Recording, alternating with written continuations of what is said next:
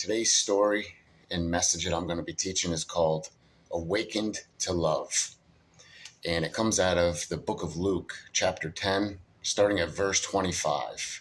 So one day Jesus was teaching to a group of people and to his disciples, and a certain lawyer of the law of Moses, not your typical lawyer, just about judicial matters, but the law of Moses. So he knew the Old Testament or the Torah very well, came and tempted Jesus, and he was really testing him to see if he could get him to say something they could condemn him with and execute him, because Jesus had really thrown a stone into the religion as normal of its time.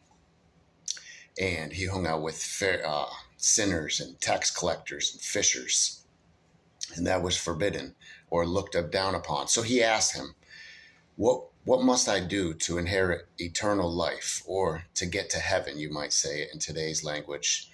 And Jesus asked him, because he was a lawyer of the law of Moses, what does the law say? And he says, to love God with all your heart, soul, mind, and strength, and to love your neighbor as yourself. And Jesus says to him, you've answered this very well.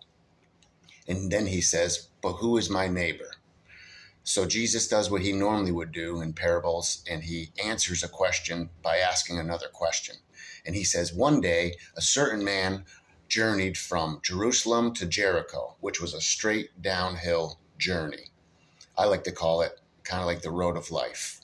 A certain man journeyed from Jerusalem to Jericho and was met by thieves and robbers who stole his clothes, beat him half to death, and left him on the side of the road. And it just so happened that a priest walked by, and seeing this man, he crossed to the other side of the road and avoided him. And then it just so happened that a Levite, or someone who assisted in church, we might call them a lay person or someone on church staff, walked by this man. And he, seeing him, also crossed to the other side of the road and kept going.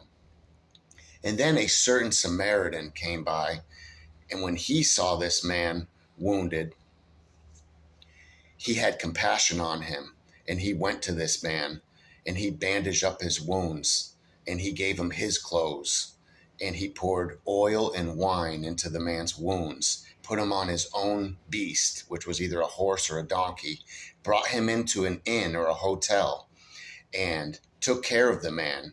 And the next morning, he left 2 denarii or 2 pence, some